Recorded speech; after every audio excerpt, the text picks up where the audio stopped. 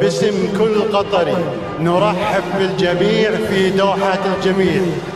من اليمن أرض التبابع، من سبأ ومن سهيل، إلى قطر دار العروبة والعرب والمسلمون.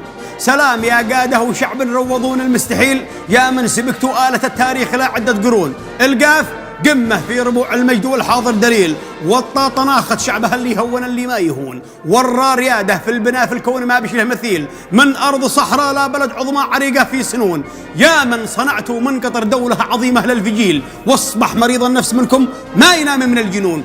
الكاس في الدوحة بعون الله ماشي له بديل، رقما على أصحاب العمالة والنذالة والمجون. دوختوا العالم بالإنجازات في وقت قليل، صارت قطر مهبط لعشاق الرياضة والفنون. عز الله أنك يا تميم المجد يا السيف الصقيل، حصن العرب من نسل أسرة كلها دروع وحصون. حاكم بطل صنديد لو مالت جبال ما يميل، نسل الأمير الوالد اللي حط شعبه في العيون.